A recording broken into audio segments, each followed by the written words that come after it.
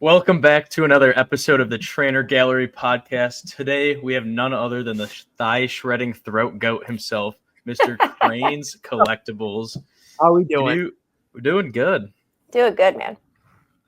Can you, before we get into it, tell us a little bit about your channel and what you do there? Well, it's a Pokemon pack opening channel, of course. I go live 3 days a week and doing breaks. I do long form videos, short content, but pretty much, the typical Pokemon breaking channel with comedy, adult comedy, very adult comedy.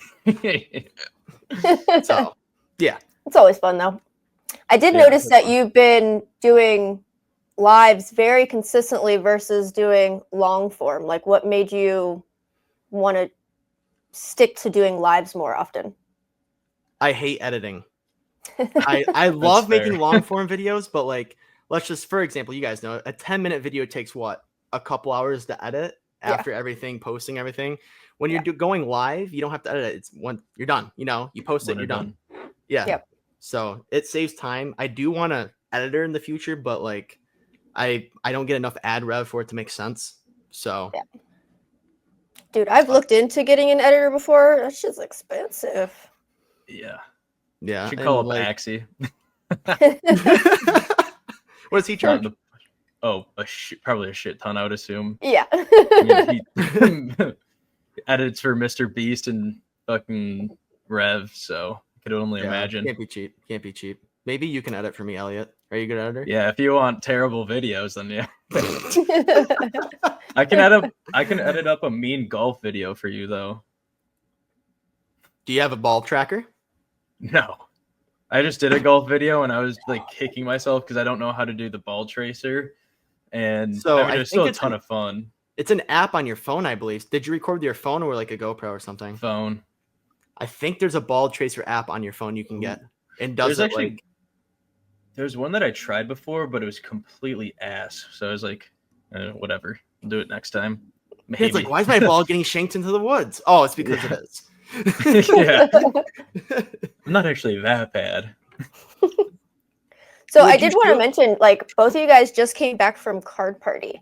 How was that? Yes. Sad I didn't get to go. We wish you were there. Yeah, we did. We missed you. You and John missed you both. I know. How do you feel, Elliot? I feel like last year was better.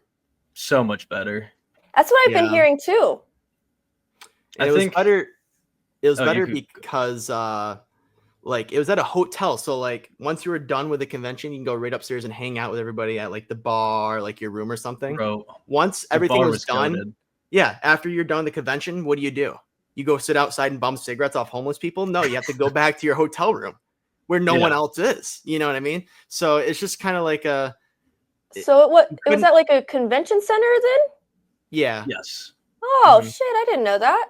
Yeah, so the hotels were close by, like a 2-minute walk, but they're like two like main card party hotels, and then a lot of people doing Airbnbs and stuff. So it was not the same dynamic as it was last year because like after my favorite part was just going to the bar afterwards, having a few brews and just chopping it up with a bunch of creators, and especially not being a creator last year, that was really cool because there's a bunch of people I'd watched before.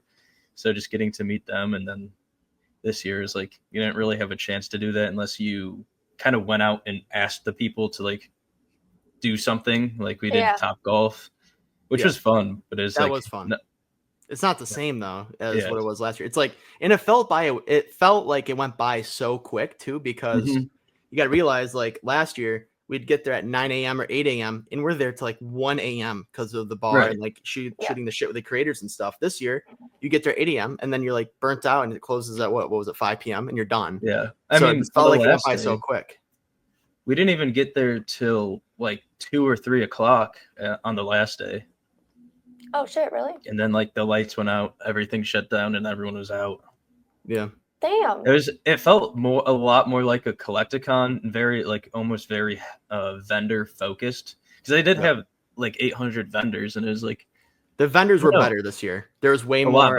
I think the selection was way better than last year. I'll give it that. But I feel like, and maybe for the kids too, maybe it was better for the kids. I don't know, but I feel like for the adult and creator aspect of Card Party, it was way better last year.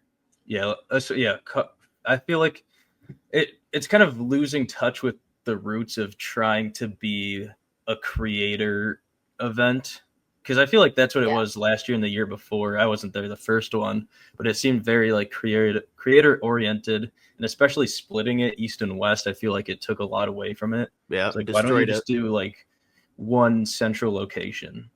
I feel like Pat could go like central area and then like maybe even a Europe one. You know what I mean? Right. Get those traffic and then have everybody come to one. I think it'd be killer like that, but splitting it up. I'm kind of glad they split it because John didn't get to be here for Tampa, so we get to go to Seattle. So he'll be. Are you going to go to that, Crane? Probably not.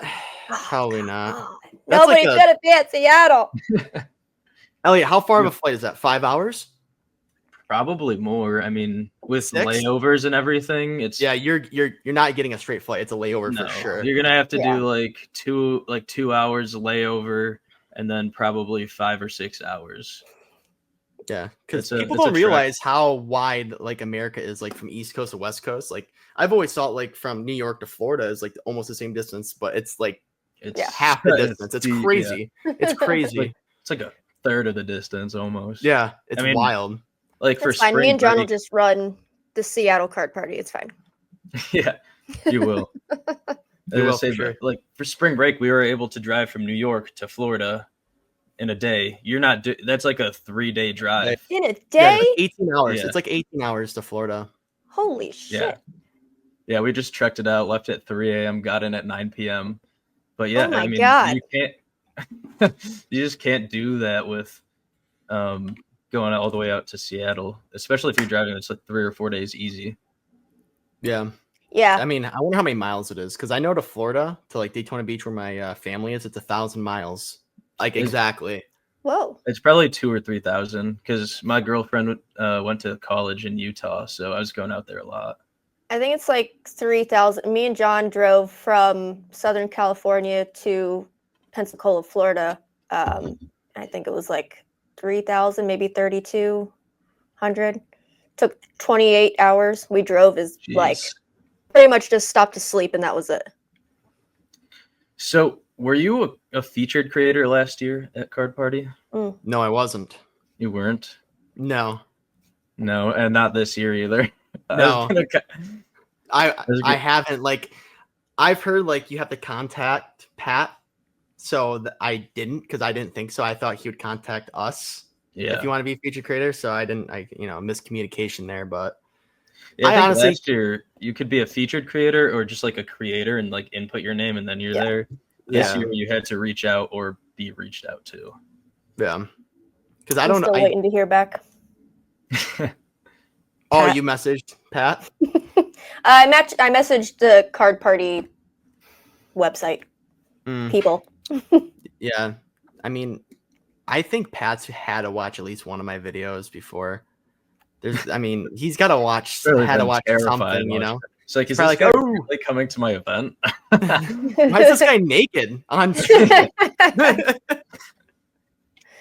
think he watches like the community as a whole. I think he watches everybody. Oh yeah, he's sitting there. He's got his eyes. He's got his eyes on us. He does. Yeah. For sure. Okay, so if not for being a featured creator, how is I guess we kind of already got into this, but the overall, like, since there's more vendor focus, the overall experience just being there, just on your own, like the buying experience and all that. I think it was good. The buying experience was really good, other than the fact that I was sold a fake Fusion Strike booster box. No. And I heard a little bit about this, but I need you to. We bought a Fusion Strike booster box for the live stream we did that one night, and we opened it, and it was fake. I mean, there's 3 hits in it, the hits were non-foiled. They're fake cards. So like, uh-oh. So we went back to the vendor, and we kind of like beat around the bush to like get them to admit they had a Fusion Strike booster box. So we're like, hey, do you have any Fusion Strike booster boxes for sale here? And the lady's like, no, we had one yesterday, and somebody bought it. Ooh. And we're like, oh, we're the ones that bought it. And they're like, oh my God, did you get something big? And they're like, ready? And we're like, oh, this is easy. They're they can't lie now. We're like, no, the box is fake. And the one guy took the pack and opened it up. And he's like, oh my God, these are fake. We're so sorry. And they immediately gave us our money back. So that was good. Good on them. Good. That was good. That's why like I won't like say their name or anything, because like it's a great like encounter. Like I really appreciated them. That sucks for them though that they got ripped off along the line. Yeah, they said they bought it from someone else and they had no idea. Because the box was real. The box is a real Fusion Strike box. The wrapping was a little off, and the packs were just fake.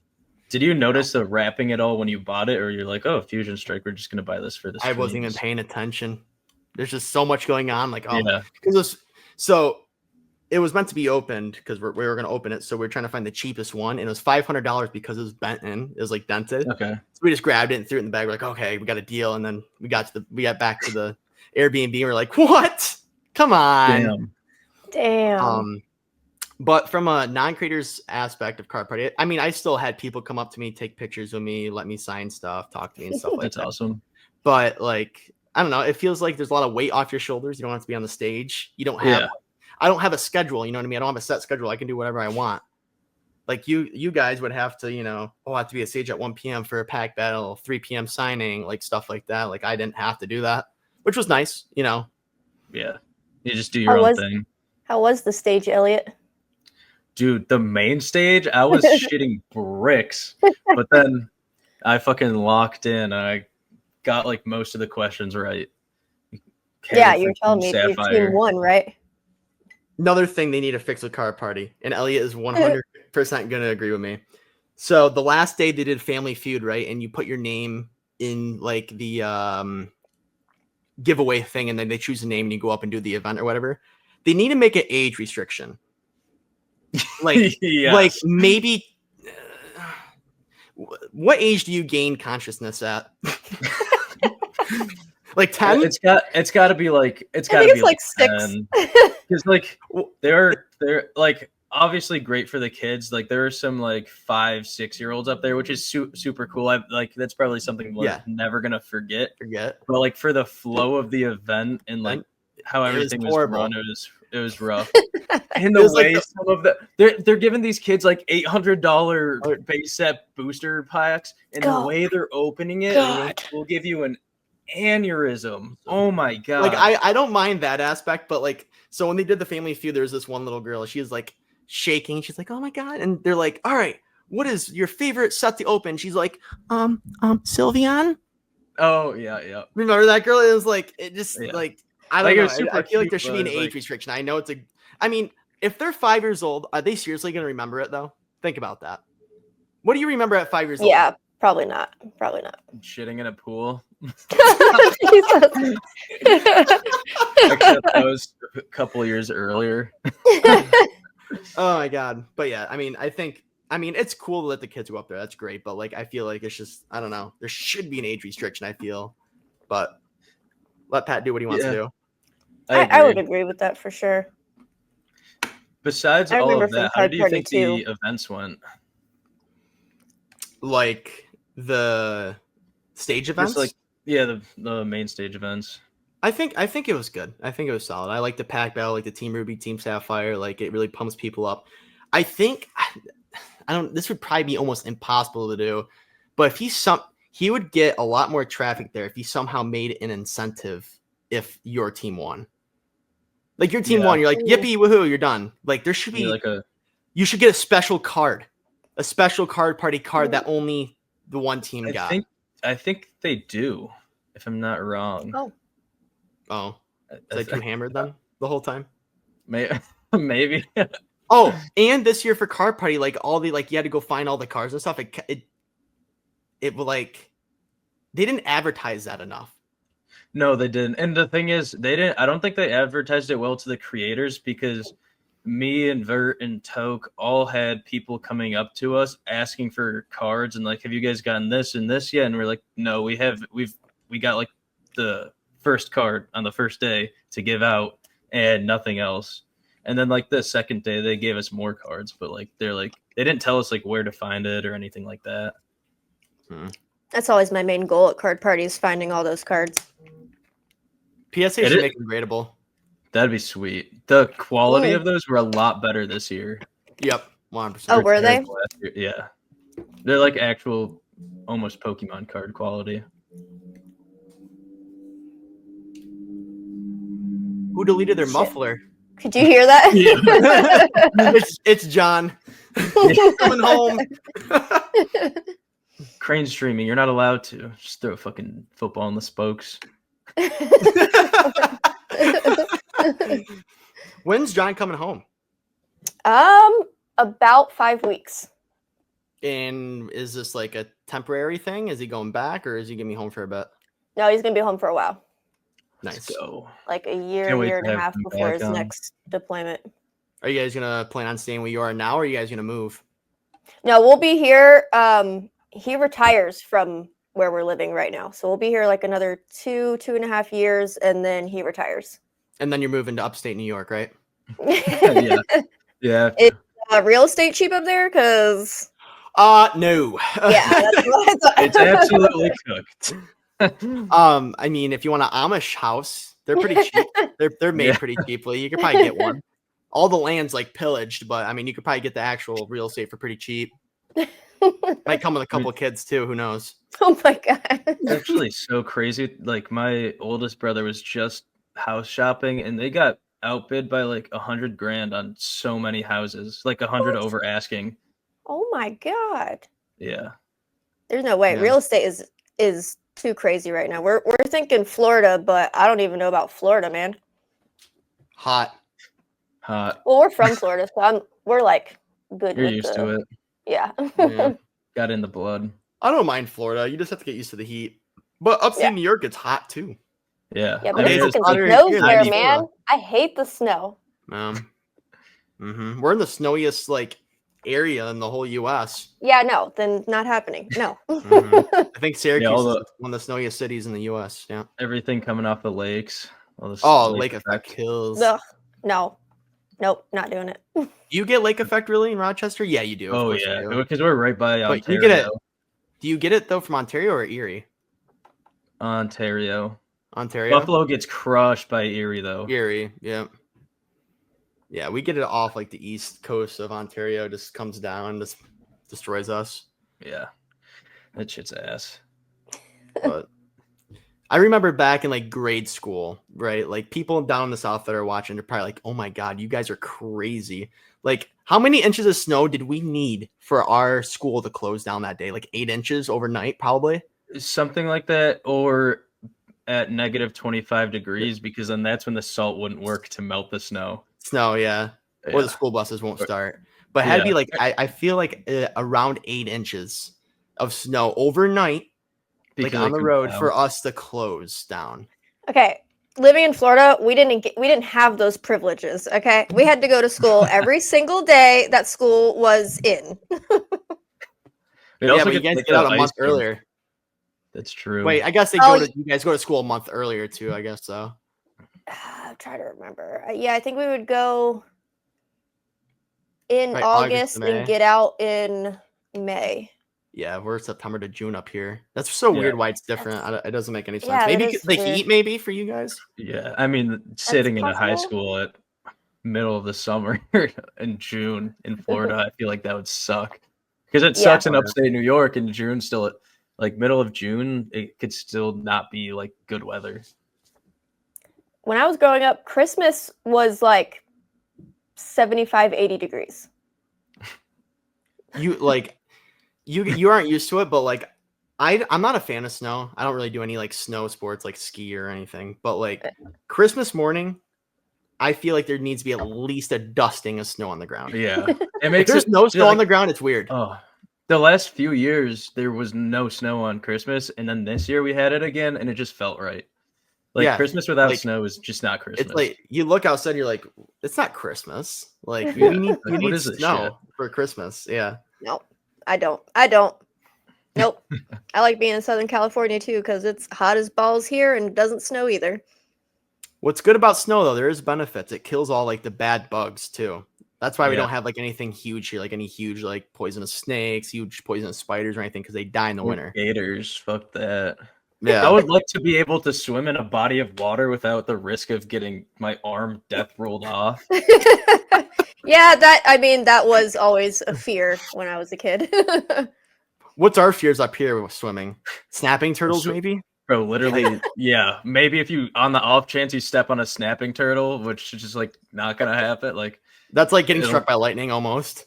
Yeah. You know? I mean, black bears, but I mean, where I'm at, there's not many around. Probably more there's near none you, where though. we get some occasionally. We've never got one on our like trail cams or anything, but my aunt that lives like an hour northeast of me gets black bear all the time in her cameras. But yeah, I mean, those are scary because if they will like just hunt to kill you to eat you, but like other than that, like they're not going to do it out of aggression. Yeah. They're do you guys have fishers? Oh, actually, yeah. I had no idea they existed, but my brother's girlfriend had one living in her backyard. Isn't it like just like a big ass mink that lives in trees? Yeah. It's like a big ass ferret. Oh. So they got introduced. Are good for? Never mind. I'm not going to go there.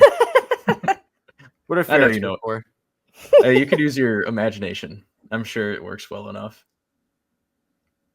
You know what, Elliot? This is the first time I've ever been stumped. I have no idea what they're good for. Well, I guess you could just say spit roasting. Oh, okay. Well, that's a cute little guy. They got introduced to our area to kill the porcupines. Oh, really? Yeah. I did not. That's crazy. Because we had a porcupine like infestation up in our area. Like they'd kill pine trees, like just like shed them.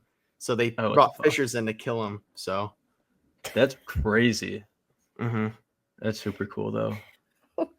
We've gotten so far off of the Pokemon topic. Yeah. Oh, we were talking about Pokemon? I don't know anything about Pokemon. I just open cards. All right, let's bring back the Pokemon topic. We're kind of like in that like ferret type of deal. Did a stream today, right? And one of my subscribers sent me some mail, and they sent me this card. Oh my! Yeah, my God. That is crazy. Like, how is that card not banned? Yeah. The craziest Bonsley's got what 3-4 cards maybe, and this is one of them. He straight up has a gape. He straight up has a gape exposed. Literally gape, and he's crying. And he's crying too. Like he just got God. Whoa. Keep Crane away from Bonsley at all cost. That should definitely be a banned card. This is I mean. But. Oh my God, that's awesome. Okay, so on that note, when you're streaming, you do a bunch of crazy stuff, and I mean, just to start off, like you like to wear some costumes, right? Yeah. What's your favorite costume? That you should have told me this question was gonna come up before the stream. I would have like threw one on for you, bro. I texted you right beforehand because I know we hopped on a little early, but I was like, throw on Lola Bunny. Oh, did you? Yeah, I would have, dude. I would have. So Lola Bunny's hilarious. How did me dressing up as costumes even start? You know, that's actually a great question. I know you didn't ask. It's not even just like specifically, but a regular costume. It's like a woman's costume, like super scandalous, like booty shorts. And here you have this fucking monster of a man just barely fitting into it. Dude, I'm trying to remember. This is actually like, I never even thought about this. How did I start wearing costumes? I know, like, I have not personally bought one costume. I was gonna say, I feel like I remember, you talking about it before, and you said somebody sent you people that send me costumes to wear, and I wear them regardless. Like the last costume, shout out B Rad. I don't know. I think. Oh my God, B Rad's a fucking goat. So B Rad, big supporter of my channel, love him to death. He sent me a costume, Sailor Moon. All right, he got the biggest size. I think it was from like Japan, over in Asia. He bought it, the biggest size. All right, I got it in the mail. I barely could fit it on. I'm like, what do I do? I gotta wear this for stream. So I had a 2-piece. I made it into a 2-piece and wore it, and it was nice. But chopping it in half. Okay, I feel like the last stream I tapped into, which was a long time ago. So sorry, buddy. You were wearing a thong. What was my God. What was going on there? Nice red thong. So like I have very like spectrum thoughts, autistic per se. I'll like go in the shower and just like, wash up, and I'll just have like a random thought in my head. And my thought that day was, how funny would it be if I got up to grab some product and I had a shirt that was a little high rising and you just see a nice cherry red thong above my waistband? How funny would that be? I'm like, okay, good. That time I had a girlfriend. I'm like, hey, can I have your thong for this? She's like, sure. Put on the thong. This is the best part. I don't know if you know about this part. Wore it for stream, right? And someone in chat suggested I gave it away. Oh my god. Oh my god. Used. So I'm like, okay. I was like, 5 gifted, and we'll give it away. Of course it hits. So I take it off, give it away. Used, not washed. Oh. And no other than Delta Raptor won it. No. Delta right. Delta has it in a Ziploc bag right now. And oh my god. He's still preserving has it. It's nasty. He hasn't opened it yet. It probably still stinks. Oh my it's probably god. getting like mold and shit on it. That thing's gonna have moss. He's like, I've never I have never opened it. He's probably every night probably just yeah. Oh my god, that is insane. He's really debating should I open it or should I keep it sealed on that one. Dude, that would be a hit video. Should I open it? Should I keep it sealed? Just send it to Pat, and it's just Crane's thong stream. Come on. He's like, oh, did not expect that one today. We're gonna keep it sealed today. It's too valuable. Yeah, it's another thing about Car Pride we'll go back to. They definitely, for the end base set pack opening, definitely gave away a lot more high end prizes than last year.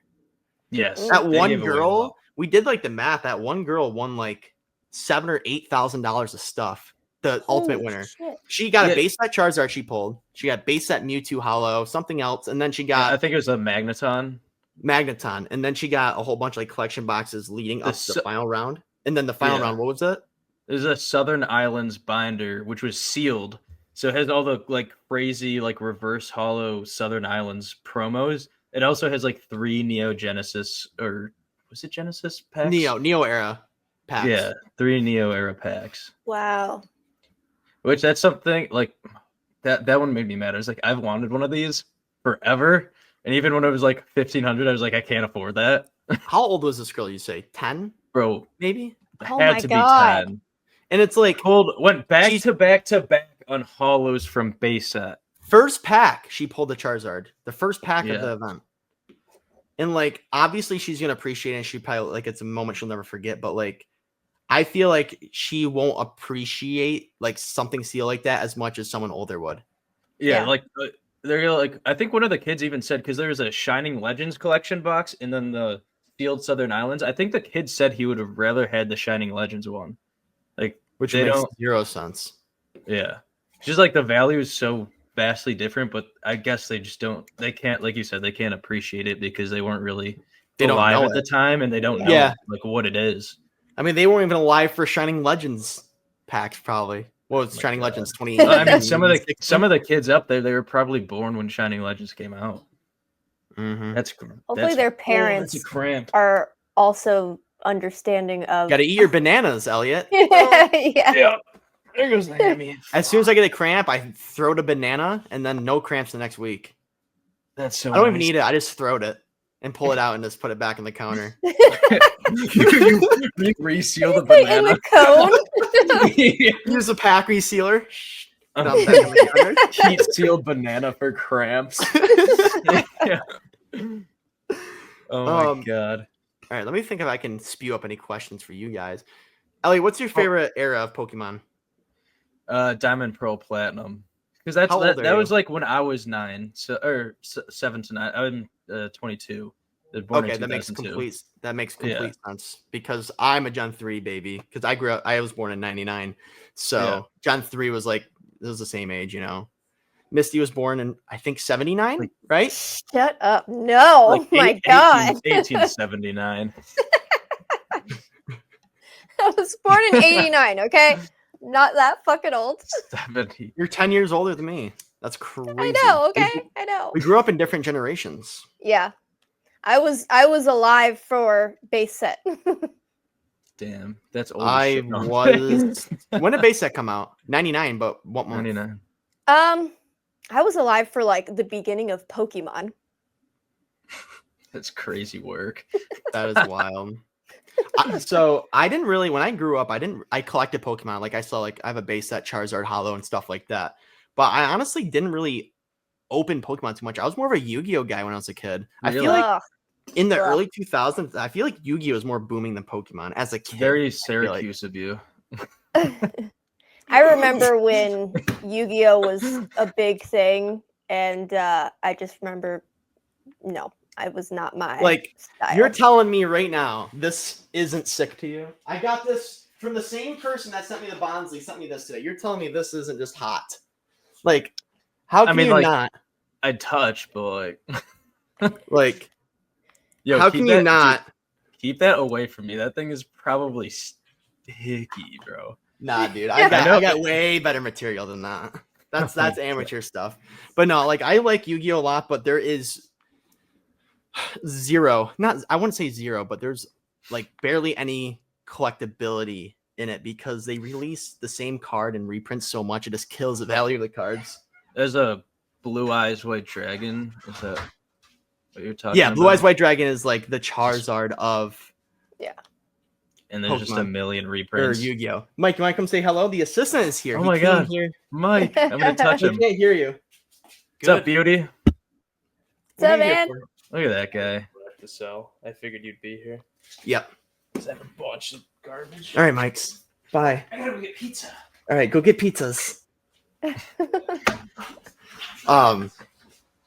But yeah, like there's no collectability in Yu-Gi-Oh. Like the only value really is playability cards. And Pokemon, it's not the case. It kind of is, but there's like SIRs and stuff have no playability, but they're still worth money because of the Pokemon, you know? Yeah. So I feel like maybe like I saw somewhere that was like the very beta, like before Pokemon was ever released, they were going for like a more scary vibes. And I think that they said it did so much better that they went with like the cute style. I feel like that's exactly how Yu-Gi-Oh was. So Yu-Gi-Oh, when they did the Japanese anime, like season 0 of Yu-Gi-Oh, it was super dark. And then they like reverted to like it not being as dark. Mm-hmm. Does that help? Yu-Gi-Oh season 0 was actually wild. Like, I don't know if you know anything about Yu-Gi-Oh, but like almost the opening episode, like first 5 minutes in, Yugi, the main character, and Taya, like his like girl, like friend that's a girl, walked into his grandfather's shop and he's like, Taya, your tits have gotten much bigger since I last saw you. He's like, are they 78 centimeters? Oh my god. Crazy. Down to the centimeters, wild word. Yeah, they never did that in English, but yeah, it's I could imagine. Well, yeah. Because I mean he's talking like Taya's like gotta be 13, 14, 15. I don't know. Definitely under 18, which is just wild. But yeah. Japan, you get away with whatever you want, really. Oh my god. Some of the I don't really watch any animes, but like it's crazy. Yeah. I didn't really consider Pokemon anime back in the day. It's more like a cartoon. Like a cartoon, yeah. Mm-hmm. But I guess I want to go back to your stream for a second because last time I watched, you had a ball cam, and if you still have that, I'd be very interested. And I also want to know where the ball cam came from. It's funny, I don't have ball cam set up. So I used to be like my desk used to be like, let me see, like in this corner. So it was just like that corner, and I could hook up a ball cam. But now it being against this wall, I have my cameras I haven't hooked up yet. But ball cam. It needs people ask me almost every stream, where's the ball cam, Crane? No way. And honestly, I don't remember where that came from. It was another shower thought I came up with. I just have insane thoughts in the shower. I just crack open like a Michelob Ultra and just shower beer and just think. I just think. Like at one point, like the ball cam had like a little lamp down there. Like I would turn the lamp on, get more lighting down there and stuff. What about the thigh shred? Where did that come from? The thigh shred. All right. So thigh shred originated from back when I first started. I had a paper shredder and I used to shred cards. I hated like Tony Romo football cards. I hate Tony Romo. There's a long story behind that. Shred him, shred like Executor and Fortress. Hate those guys. And then Papa Collectibles, my loving father, came out and said, how about you do a thigh shred?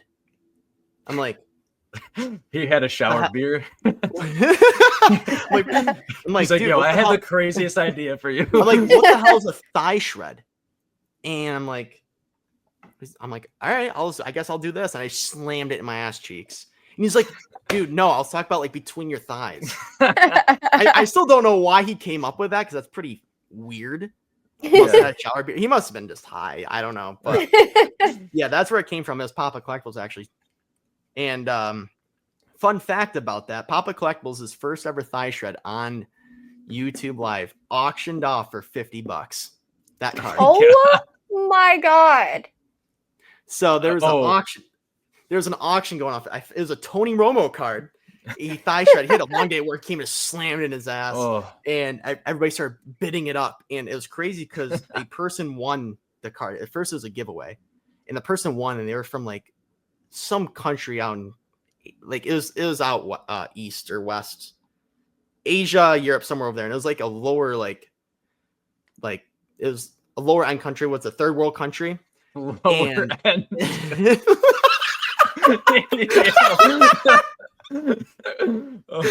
was a lower end country, all right. And people were like, we should start bidding on it. We'll do it. And it got up to $50, and the guy sent this guy $50, which was equivalent to like a monthly salary. Holy shit. Yeah. Oh my God. That is crazy. Mm-hmm. There's a bidding war. Mm-hmm. We had a good thigh shred story from Card Party. So I'm walking around with Crane, and this kid comes up. He's got like this mutilated card. He's like, all right, I'm having people destroy this card. All you have to do, just crinkle it up. You can't tear it. You can't tear pieces off it. It has to stay in one piece. And I think he might have known you, but he didn't know that you did the thigh shredding. Because Rock and I did a collab stream, and he knew of me through Rock, but he didn't. Okay. He's never watched one of my streams, so he never knew about the thigh shred. It was a Deoxys EX, by the way. Forgot. Yeah.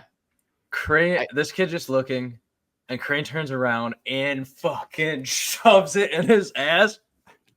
The look on the kid's face, he's like, what? He was like speechless. He didn't even know. He just took the card back too. Yeah, he just took it back and like kind of just like drifted away. I think he wanted people to like, so he was gonna destroy it, get Pat to sign it, and then send it to CGC or PSA or something. So that's got my DNA on it. There's definitely blood on that card. Yeah, popped a few hemorrhoids on it. My God. Definitely hemorrhoid got paper cutted on that. Oh no. Hemorrhoids hurt. Have you ever had a hemorrhoid before? Yeah, that's not fun. What? Oh God. What do you do to cure your hemorrhoid? Oh, I just let it go until it's gone. Really? I just wait it out. Dude, you want to like have the time, maybe even like 80% quicker time to like let that preparation H, man. You just little Austin Powers preparation H. You put it on your finger and you just rub your butthole. Dude, it feels like there's like baseball sunflower seed shells coming out. Dude, it hurts. Yeah, not fun. When you wipe, there's more blood than shit. You're like, uh-oh. God. What is happening to me right now? Hemorrhoids are you guys getting? Jesus. I just had wiping with like a month Sharpie. ago. So I'm but before that, I haven't had them in years. And I'm a little scarred still. Missy, I know you've had a hemorrhoid. Come on. I have. See? I'll admit it. I like to sit on the floor a lot, so yeah. Mm-hmm. That's where. Are you sure John didn't cause it? No, John did Oh not my cause God. it. Ridiculous. The assistant. He's so funny. He lives like right down the road from me, so he just pops in and out, whatever. He literally handed me like a couple $100 of Yu-Gi-Oh cards. Oh my God. So how did he become like a character on the channel? You just get friends, or? All right. Full story. You guys ready for this? Yeah, lock in. Chat, you better be listening to this. This is the most important story of it all. So me and him, he graduated a year below me at the high school he went to. So we've always like played on the same sports teams. We're friends, right? We were friends throughout the whole elementary through high school. But we got closer because I was banging his sister. Oh my God. I dated his closer sister. Because of that? Yeah, I dated his sister I dated her, that's why, for like a year and a half. Okay. Or a year. I don't remember. It was a year and a half. And obviously I went to his house a lot. Like we hung out and we grew closer that way. And now he like, so we hung out a lot more, and then he like watched streams and stuff before he like became on the streams as the assistant. And then he's big into F1 racing. So it's like, hey Crane, or just call me Jordan or Crane. I don't know. Hey Crane, I just bought a whole bunch of blaster boxes of F1 racing. Can I come over to the office and open them? And he opened the first one. He pulled a 1/1 Carlos Sainz and sold it for $800 of a $10 booster box or a $10 blaster box. That's crazy. And then the rest is history. He like started coming over more, and then I'm like, hey, you want to help me out my streams? And yeah, that's awesome. Oh yeah, that's crazy. And he gets paid with free trips to Card Party. Nice. That's so his payment. But yeah, that's how he became, because we got closer because I was. Yeah. If you guys ever get in a fight, or like if you get in a fight or just fucking around with each other, you're like, yo, I'd bang your sister. Yeah, and I say you're next. Has he been next? Yes. I'm trying to work. His mom is so hot. I gotta work some magic. Yeah, I try. I mean, she still likes me. His sister's happily engaged though. So okay. Gotta leave that one alone. Hey, Soccers have goalies, but you still got to score around them, right? Wise words. Mm-hmm. Don't listen to anything he just said. Yeah. It's true, though. It's true. What does Mike say? You can look on the menu, but you got to eat at home. My God. All right. With the streaming off rip, were you always just how you were, like yourself, just doing nefarious shit, or did you like try to keep it PG at first, and then just like as you got comfortable, just went downhill? What do you mean by downhill? What do you mean by downhill, Elliot? In terms of what you do and say on your stream. No, I've always been this way. So at like my first like probably 15 long form videos, because I didn't go live until after, because back in the day you couldn't go live until you had 1,000 subs. So I made like 30 or 40 long forms probably before I went live for the first time. And by that time I was comfortable, right? But I mean, if you watch my like early live streams, I was a lot more like shy and like reserved. And then like I just lost my dignity and do whatever the hell I want. But if you like watch my first like 5 long form videos, I mean, I'm shaking, like I'm like no face cam and stuff. But yeah, I mean, it's gotten progressively more unhinged. Not downhill, Elliot. Not downhill, just unhinged.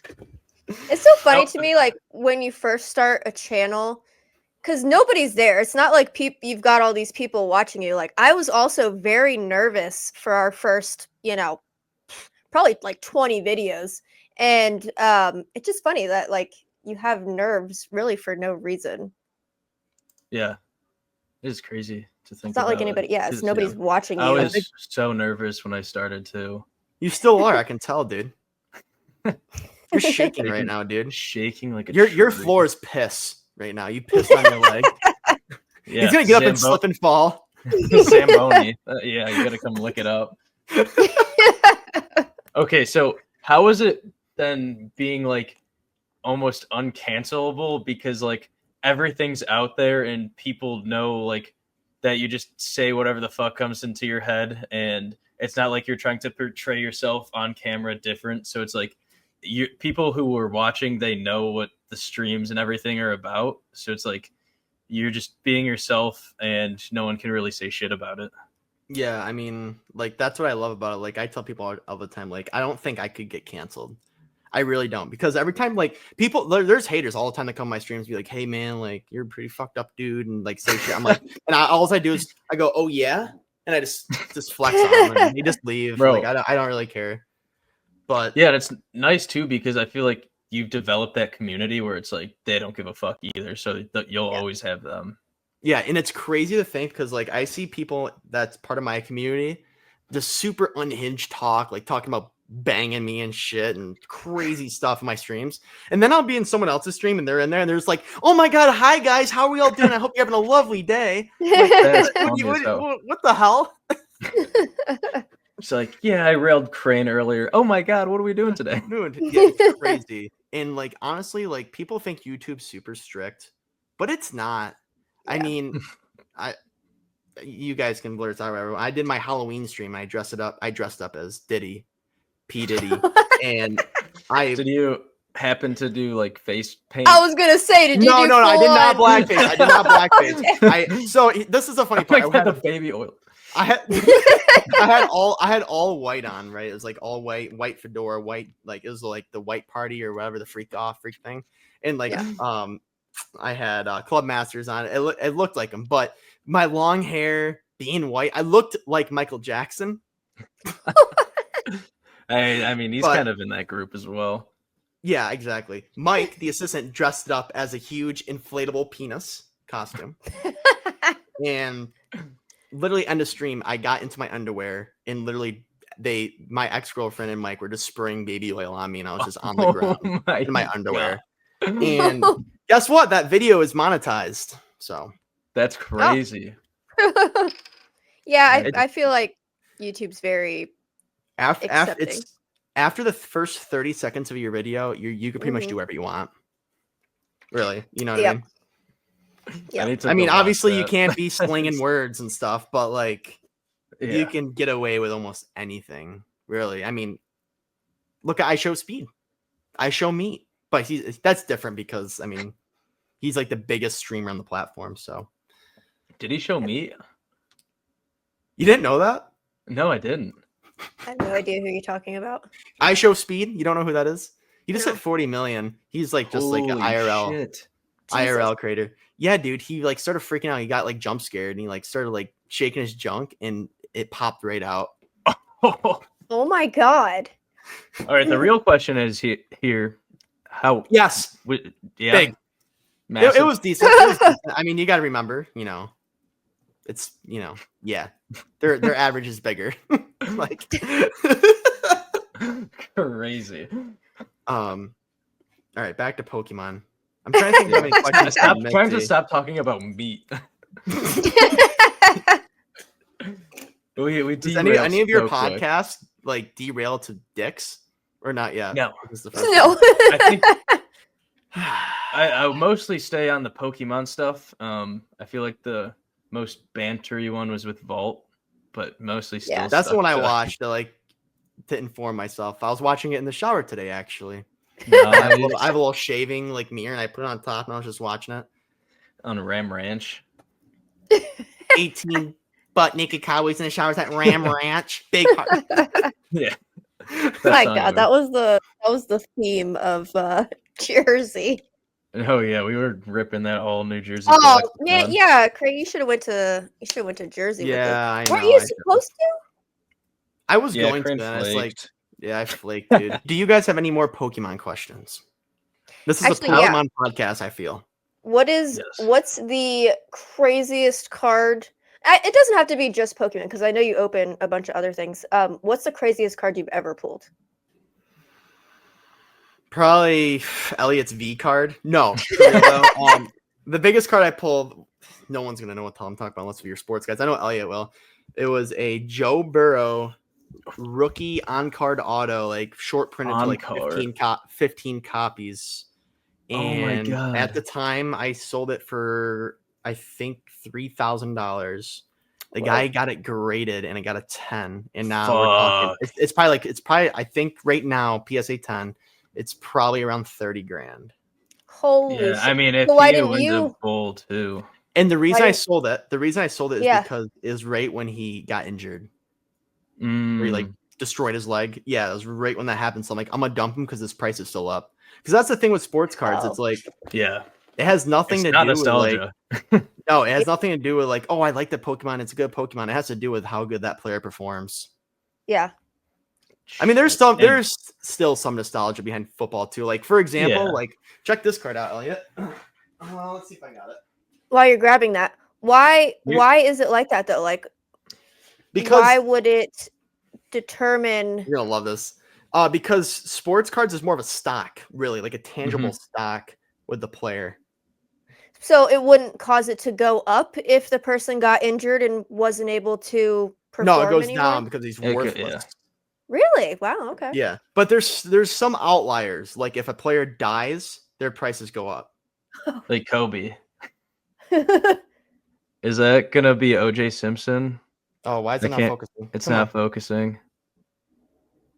Aaron Hernandez. Aaron Hernandez. Oh my god. I have a Misty, Kobe do you know what Bryant Aaron auto. Hernandez did? No. You want to give Misty the I've rundown? heard of him, but I don't know. Hung. And then hung. Oh my god. I have no idea what any of that so meant. Aaron Hernandez murdered someone. Oh, and, shit. Okay. He went to jail for it, and then he killed himself in jail. Oh, shit. Maybe that's why I know the name.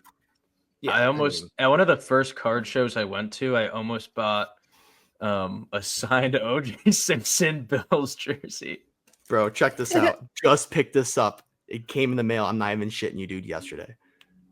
Single season, all-time single season rushing leader, OJ Simpson. Is that funny? I just had that on deck. But he also ran for 2,000 yards in a season. I mean, you gotta let him off the hook at that part. He's dead now too. 1970, bro. Holy shit, dude. OJ, bro. That's my boy. That's in the background of my streams usually. That's crazy. Jumbo OJ. OJ Simpson. All right, I'm gonna go off on another. This might be a long ass podcast, but I'm gonna go off on a tangent right now about OJ Simpson. So one time, someone bought like 100 packs for me, so I was just sitting there like opening like the collection boxes and stuff, and I went off on a tangent about OJ. So OJ, yes, he killed his wife, but he got away with it because the judge was so distracted of what actually happened. So the glove didn't fit, right? Mm-hmm. The glove didn't fit because he didn't kill his wife with his hands. He put the glove on his penis and killed her. He had the best judges in the world at the time, and they made the judge think he put the glove on his hand. No. He put it on. They need to ask OJ to put it on his penis and see if it fit. And if it did, he was over. But the thing about that, the thing was so stupid asking him to put the glove on because first of all, it's a leather glove dried by blood, and then he just spreads his hand out and it won't fit. He was also wearing a glove underneath it. Yeah. I'm pretty sure they had him put like a latex glove on or something so he didn't like fucking. But over 2,000 yards in 14 games? Yeah, 14 games, 2,000 yards. I mean, he only went to jail because he tried to get back his precious trophies. Yeah. Right? Yeah. Right? I'm not wrong. Right. Dude, okay, before we get back on the topic of Pokemon, have you seen like the OJ tells all, like everything? He goes through the entire thing about exactly how he did it, but after every sentence, he just said, like, hypothetically, or like, if I were to do it. No, I did not see that. Bro, it's like an hour-long interview, and he's like, yeah, hypothetically, like, I would have just, like, cut her head off with my knife, pretty much. Yeah. And it was like, dude, you're literally just saying exactly what you did. I'm pretty sure, like, get charged for it, because double jeopardy. I'm pretty sure the, like, detectives or whatever use that as a tactic to get people to admit to things that they've done as well. They'll say like, if you were in this position, what would you do? Right, and that's exactly what it was. It was almost scary listening to it because it was like he's just like so nonchalant about like just going through every detail. God, man, that's crazy. 2,000 yards. 2,000 yards in a 14 games. 14 Another games. good player that holds value because he died is Sean Taylor too. Oh, you know what? I have a Ja Morant rookie card, and it's the one with young Dolph in the background. And because Dolph died, it's worth a lot more. It's the same. It's like back in 1990. There's a 1990 basketball card with like a Mark Jackson. He was not a really good player, but he had the Mendez brothers in the background in the stands as like when they're kids, like right when they did it. So that card holds value. So some cards hold value because there's people in the background of the card. Yeah. That's super. And like in baseball too, they have like there's a lot of errors that they like have to like go back and reprint. But like, there's one where he's holding a baseball bat and it says "fuck face." Yep. What's Billy Ripken, right? Was it? I don't remember. I'm not like too it huge is. into 1989 Fleer is what year it was. And then you got cards like MLB. There's a Wander Franco Youth Invasion card. Invasion. Did he like? He is. Yeah. You talked to an underage girl. Yeah. Yeah. And there's a card before that came out. It was Youth Invasion, and that is his only card that's worth money right now. Jesus. And then there's a Henry Ruggs like top speed card. Oh, like the fastest he's ran. The fastest he's ran. Oh god, that's worth money too. He's getting out soon, right? Oh, he's getting out. Yeah, Misty. If you did not know, Henry Ruggs in his like rookie year, he's an NFL player. He was going like 140 in a Lambo and just dusted a family. Somehow didn't die, but whoa, yeah, wild. That's fucked. And he's getting out of jail soon too. He was a good player too. He was good. He had potential. He's good. You know what else has potential? Gen 3 Pokemon cards. How about that? Potential. They'll start getting there. Oh, who's your favorite Pokemon? I usually, when people ask me, I usually say Darkrai. That's crazy. It's not why can I not think of that Pokemon? Lopunny. Lopunny's pretty goated. But actually Baneri is a little better because like Lopunny's Loki expired. Oh my god. Elliot, you're a furry. You're a furry, bro. There's a lot of furries at my college. I'll put it out there. You still go to college? Yeah, I got 1 year left. Bro, you're a kid. I graduated in 21, dude. That's when I graduated high school. God, shut up. Absolutely young, dude. Were you gonna ask who my favorite Pokemon is? Yes. Elliot, do you even know who I am? Like, do you not watch me? I feel like I already know your favorite Pokemon is. It's Blaziken. Yeah. Oh my god, I do know that. That question was for the viewers. And it's funny because Blaziken was my first starter when I played Ruby and Sapphire. And it's funny because it like really fits my channel because I didn't know this until someone pointed out literally like probably 6 months ago. Blaziken's got a bush. You were telling me about that at Card Party. You were like, look at this Blaziken, and it's just like in that area. There's like lots of tufts of feathers or fur. Bro, he's got a penis. Oh my! Wait, it's on the plushie. What the hell? Yeah, like any plushie you can get, dude. Like any single one, dude. He's got a little wiener. That's so crazy. Oh my god! Like, what else do I got here? Oh my god! Wait, can you thigh shred something for us? Oh my! Oh, you see, you got a little cock. Oh my god! Yeah, it's crazy. What do you want me to thigh shred? Anything. Dude, I'm wearing khakis though. Yeah, but you can still get it up in there. Look at those quads. Dude, you know that. You know what I wore too? I wore this. I didn't know if I wanted to bring it out or not, but I was gonna go like big and I'll wear this for you guys to show you guys a true muscle. But true muscle, yeah. Taking trend.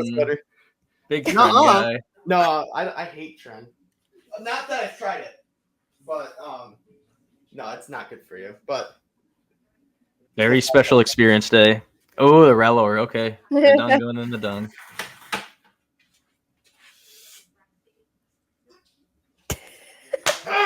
Wow, he charged that one up. My god. As a lucky viewer, you can now win this thigh shredded ass smelling card. There you go. Thank you. That's beautiful. All right. Any more questions? I need a question for Misty. I feel like I haven't asked her anything. Okay. I have a quick question on the Pokemon topic. You started off selling on eBay, or you just sell on eBay in general? Or is that I started selling on eBay. Off? Okay. And how long did you do that for? I still do it, but I started that probably my junior year of college, probably so 2020. And then recently, starting last year, I started doing TCG Player because that's so much easier. Yes. Oh my god, yeah. Do you do TCG Player? A little bit. I do. If I pull something good, I'll just throw it on there. Are you a direct member yet, Misty? No, I don't think so. I want to get direct so bad. I think you need 5,000 active inventory and like a certain feedback or something. Shit. Oh, fuck. You become direct with them, right? But dude, Elliot, for me and you, this is like insane. Like this is such good like potential, make a ton of money. So with direct, what you do is you sell a card, but TCG ships it for you. It's out of their inventory. And then at the end of the month, you ship all your cards to TCG player and they restock their inventory with it. What? But for Ellie and I, which is good, is TCG's headquarters located in Syracuse. Oh, no way. You didn't know that? Their main headquarters is in Syracuse. So literally when I get direct, I'll just drive it up and drop the box off for them.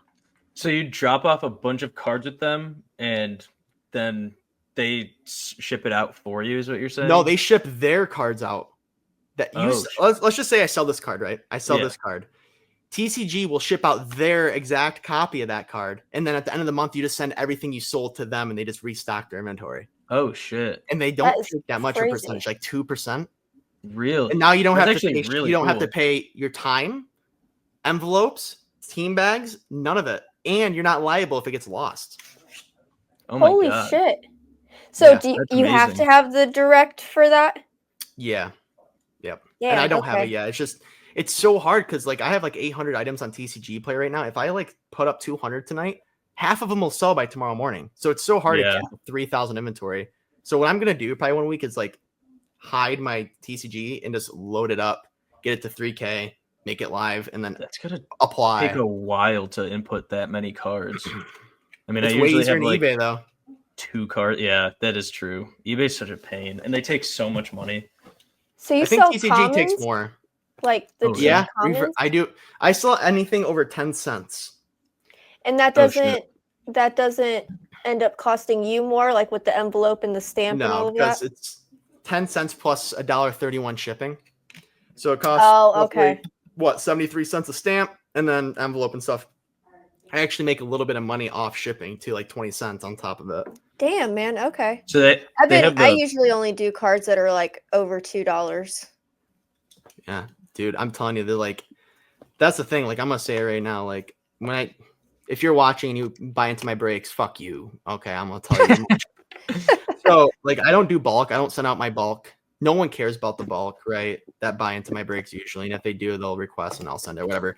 But like a lot of the bulk, there's a lot of money in it. Like, I mean, for example, like there's like a Team Rocket Energy card from Destin Rivals, base, not even reverse, is $1. You know, so I can make more money off my breaks by just selling their bulk, and that's why I do my breaks for reasonable prices because I can still make money off it.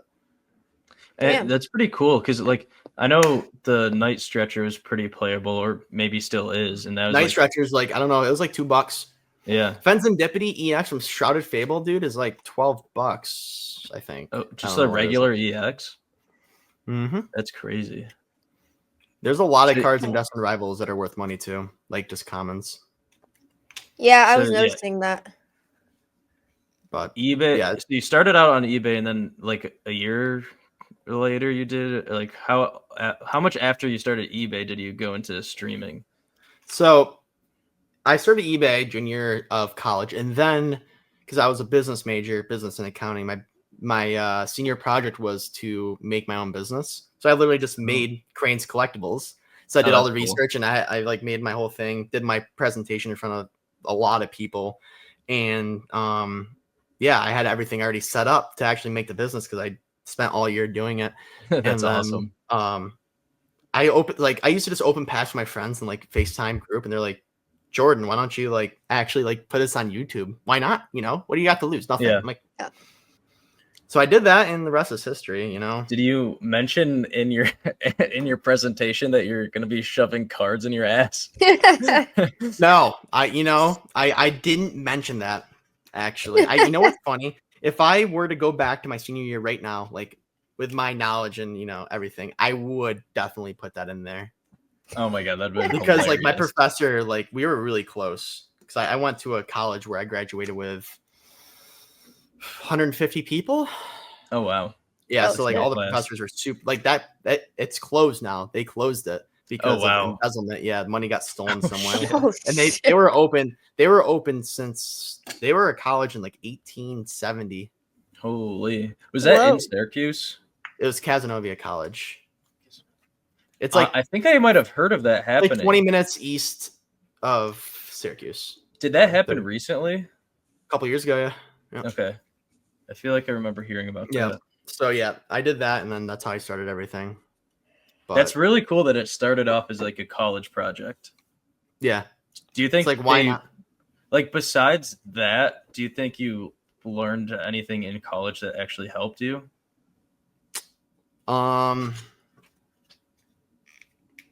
Yeah, I mean, what I learned most in college is if they are a 5 out of 10 or under, just dim the lights and it's better. Oh my god! Oh wait, you're talking about for the cards? Ridiculous. I mean, yeah, because I had to do a lot of research. Like, I mean, yeah, I would say I actually learned in college, and then like the accounting, like I have an accounting degree, and that helps me a lot with like the actual back end of the business, you know? Yeah. So did you like with the project did you have to like start an LLC in college, or is that like some sort of business domain, or is that kind of like if you actually went to pursue it, then you would do that after? Yeah, I didn't do that in college. That's when I pursued it, like I think that winter after I graduated. Okay. Yeah. But it's actually really cool that it started that way. Yeah, it's I mean, not many people can say that, so it was cool. It was, I mean, everybody like at first, like, so before I wanted the card business, I actually wanted to be a personal trainer. That was like my goal, actually. I like really, you look kind of small. Right, guys, it was fun. It's been an hour.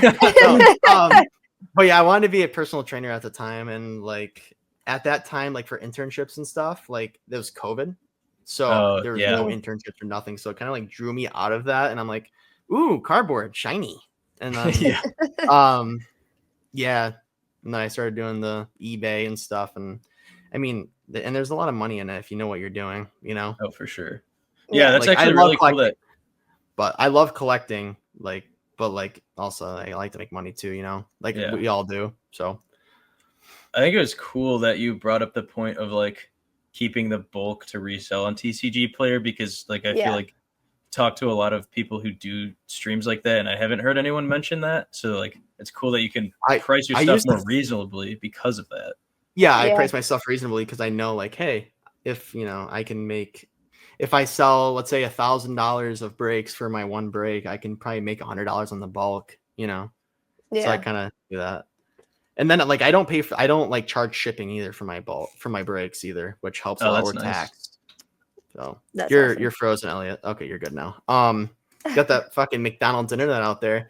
You got the wall on the wall. You got a freaking 10-acre lawn in your window. 10 acre, close. But yeah, I mean, there's a lot of money in the bulk cards. People don't realize it. I didn't realize it until probably about 4 or 5 months ago. Like I was just throwing it away. I was just taking the bulk and just throwing it in the trash can. And then my buddy, I've done that a lot. Brian Menard, he's a YouTube gamer. He's got like 150 something thousand subscribers. We're like actually really good buddies because he lives in Utica area. And he got into, like, we met through Pokemon, like in the local card store, and became good friends. And he's like, dude, you got to be selling that bulk, man. There's a lot of money in it. And you're just throwing it away. I'm like, really? I didn't really know. And he like educated me on that. So yeah, I used to I'm gonna have to throw most of mine away. We have a bulk guy, so we'll like save up our bulk and send it to him, and he'll send us sealed product. But he's making stupid money off you. Yeah, we could definitely be making more if we were just selling it ourselves. That is crazy. Didn't you send off like 55 like ETBs filled a bulk recently? Yeah, like 28,000 cards. Oh, what'd you get? God.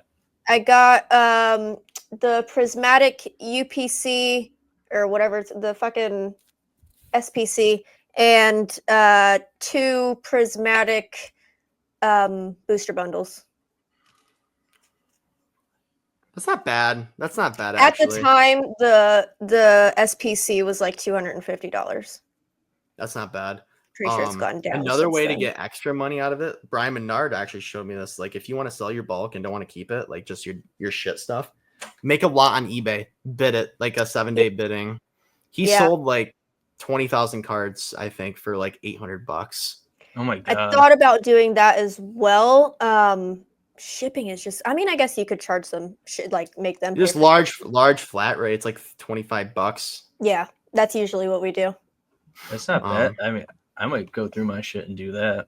Yeah, dude. Well, like think about it. I had a VC with a whole bunch of my community. We're talking about it. Let me see if I might not be able to find it. Like for example, I mean, yeah, especially with you, the amount you open for streams and stuff. Yeah.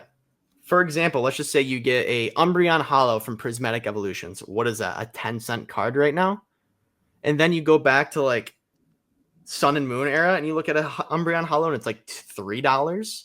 Yeah. So I know the card's not gonna be $3 because it's printed way more in Sun and Moon, for example. But let's just say 5 years down the road, that Umbreon Hollow is probably gonna be $1.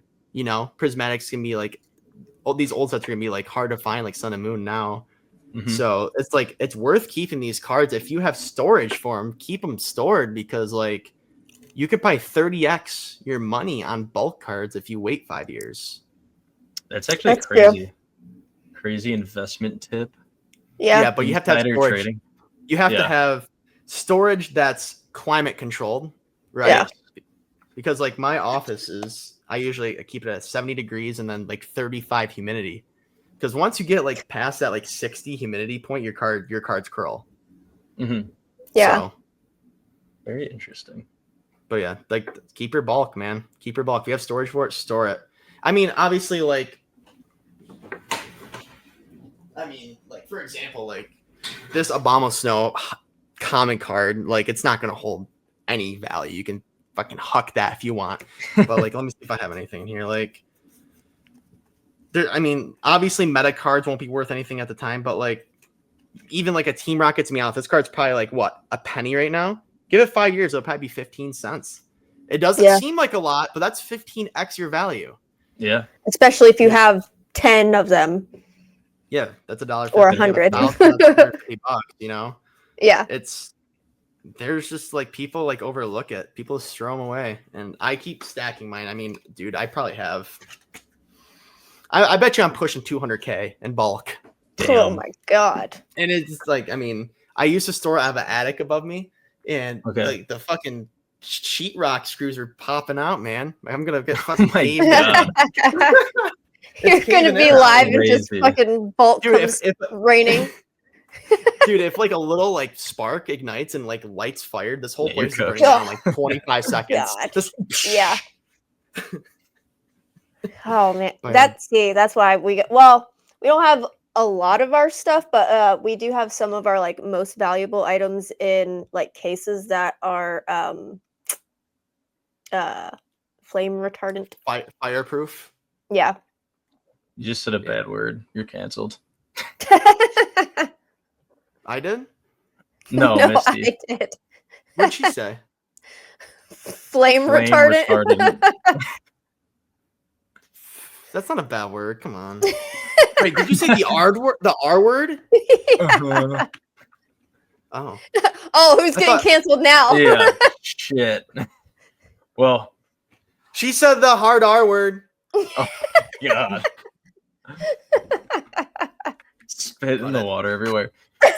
Well, I thought she before we end up, we usually ask our guests if they could make one Pokemon set. You could do whatever Pokemon trainers gimmicks you want. What would you want to see in that set? All right. You want to make a revolutionary Pokemon product? I'm telling you, this would make the market combust. Why don't we add a little white shorts action kind of to the Pokemon? Maybe make like the trainers that are, you know, in their 20s, maybe add a little skin. I'm not saying like Marnie or Lily by any chance, but I'm saying like Cynthia. Think about it. Maybe a little more revealing arts. Think about the prices in Japanese full arts of those cards. That'd be disgusting. But that was just for the market. For like me, I would probably want I want a Gen 3 set like they did with Black and White. But Gen 3 Ruby Sapphire. Really cool, yeah. But I mean, it's because of I love Gen 3. Even Gen 2. Gen 2 would be nice. Or Gen 4. 2, 3, or 4. I don't know why they did 5. Black and White. Out, that's right when I got out. That's right when I got out of the game. I I definitely played that one, but not as much as like 3 and 4 and even that was 2. the first game I did not complete because my balls dropped. And I'm like, Pokemon, no chicks. Yeah. I must have been like, when did that come out? I was probably like 11. Black and White. Yeah, Black and White came out like what? 09? No, it was I think 12. Maybe. Oh, I think 2011, 2012, around then. God, we should have stayed in the game the whole time. Like me and John both collected, like from 2011. 2011. Yes, I was. So you're like 6 years old. Yeah. Yeah. I was 12, so that makes a lot of sense. Yeah. Why I didn't complete it. I already graduated. Well, I didn't graduate, but I should have already graduated high school by then. You graduated college by then. You would have graduated what? 2007 or 8, right? Me? I was I was supposed to graduate in 07. Yep, because my sister graduated in 2009, and she was born in 90. So. Okay. And she's off limits, Elliot. That close in age. She's off limits, Elliot. All right. Shucks. I know you're a cougar hunter. Too bad. I already been on the phone with her a little bit. Really? Yeah. Oh, is that who I heard crying on the phone? You cry. Yeah. You cry when you ejaculate. Yeah. Yeah. You're really sad. Post not clarity hit hard. You're like, oh my god, what did I do? Oh my god, what am I doing? Why didn't I put a bag on her head? Jesus. God. That's brutal. I want to watch this now. No. I don't know. Collectibles to watch. Well, do you have any other questions for us? Misty, when are you going to start doing lives again? Probably when John gets back. I wanted to do it while he was gone, but with the price of everything, I just didn't want to charge people as much as I would have had to charge them to do a decent live. Yeah. Pokemon prices right now are just outrageous. Yeah. Can't do anything about it either, you know? Yeah. Like people are talking about, oh, let's all collectively, stop buying and maybe the price will drop. That's not happening. It's not happening. No. Especially with the hands that are in it now. Yeah, everybody's in it. Like, I mean, I just saw, who did I just see opening? Aiden Ross was opening with Logan Paul, like what, last week? Oh Jesus. I didn't know. Opening base set, like these big cooked. names are coming. These big names are coming in here, and it's just gonna create a havoc, Yeah. Because like right now, you probably have like what, millions of views coming in on Pokemon videos every day or whatever. If you get these big creators that come in, you're getting tens of millions of views now. It's exposing the market crazy. I wish distributors would distribute to people that didn't have storefronts, like for YouTubers. I think YouTubers make just as much as somebody that had a storefront. So I feel like if we were able to get distribution, it would be a lot easier for the consistent Pokemon creators. Yeah, and like I applied through, was it GTS or Southern? And I got denied because I'm not a storefront. I mean, I'll tell you guys right now, last year I did $100,000 in breaks. Roughly, it's like $95,000 in breaks. Not profit, but like that's how much I sold them product, and like they still don't accept that. So it's crazy. Like, dude, I'm doing more product than an average LGS for Pokemon. Like, come on, give me a break. But luckily, I have a local card store that gives me almost distro prices because that's so nice. In a couple of cases, it's so nice. So it seems like they're almost part of the problem, like with withholding product and all that shit until they're called out. Yeah, we were getting product from our LCS for like a decent price, but then as soon as Prismatic dropped, he raised his prices like so dramatically that I just kind of gave up on even going to the LCS right now. Card store owners are getting greedy, Yeah. Just what it is. Like they're like, oh, a lot of money I can make in this. That's why luckily, like the guy I go to, like he's so fair. Like I think to the public, he did 170 for Destiny Rivals booster box, limit 1 per customer. But I think I got mine for like 160. That's still so crazy to me. Like going from what, like 95 to maybe 120 6 months ago to $200. No, yeah. crazy. Yeah, now it's MSRP if you get lucky, you know. Before it's like you can't sell, like you couldn't sell Evolving Skies booster boxes for MSRP when they came out. I was buying. That's how I got into Pokemon. Like I was a sports card guy, and there's no sports cards at the store, and the guy's like, "Hey, you should try Pokemon." So I went over to the Pokemon wall, and they had Evolving Skies booster boxes for $80. 80. Oh my god! And I opened my first one and pulled the Umbreon Alt Art V. And that's such a beauty. I sold it for like $120 or whatever, and I'm like, oh my god, Pokemon's sick. So yeah, $80 a box. That's never happening again. Oh, absolutely not. We've got 3 of them that we're holding on to right now.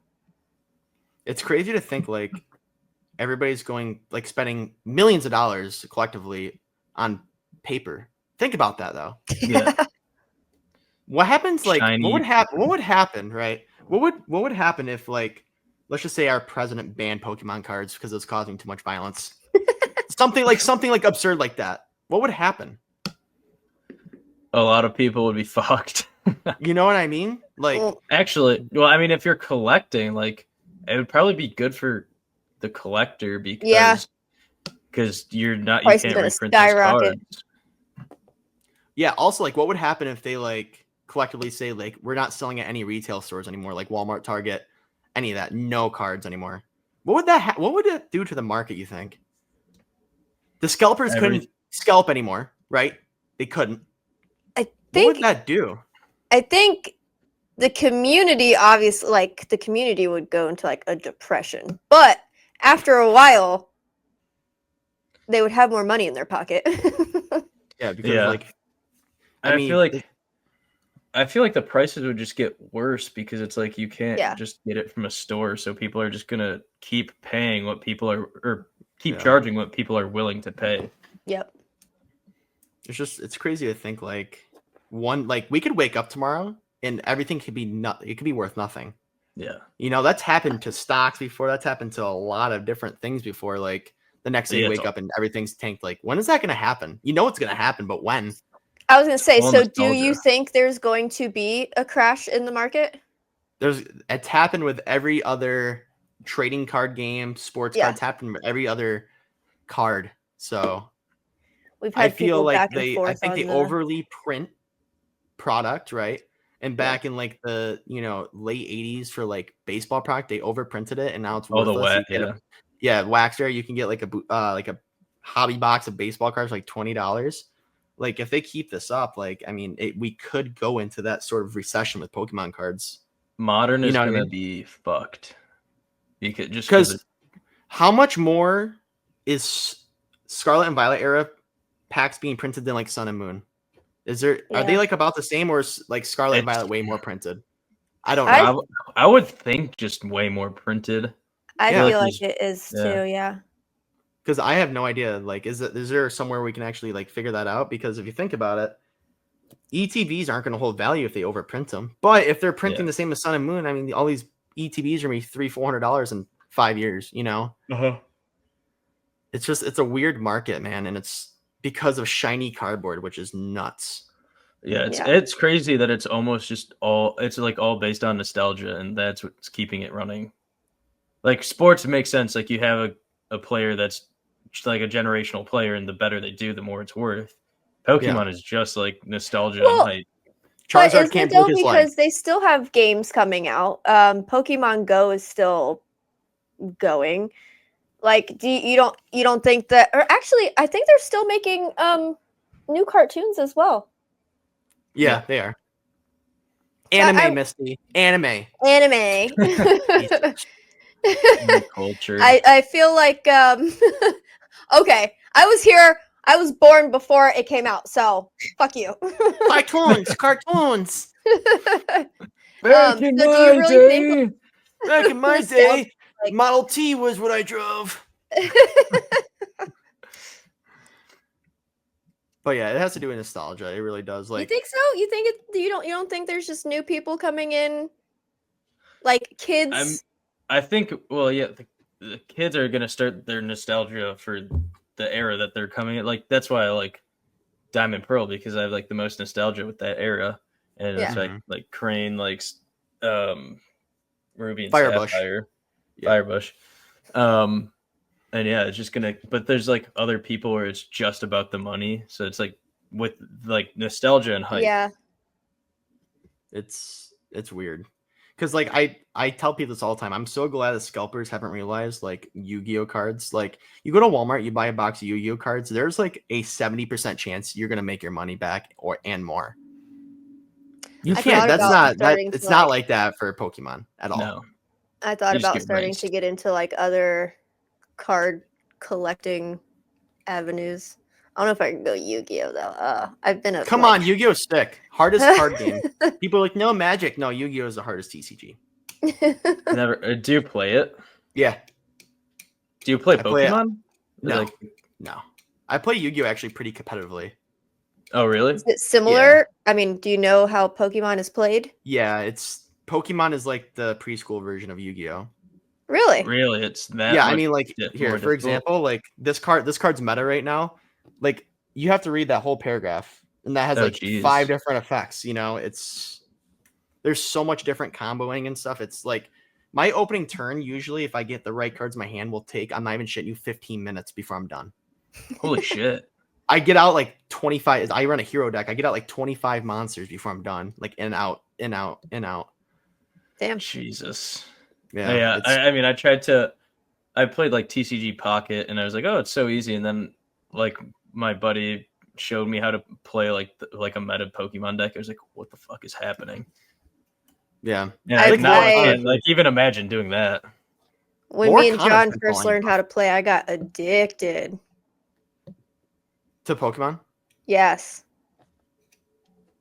I've never played. I know they gave it a chance, but I'd probably like it. But like I said, Lorcana, has that fallen off?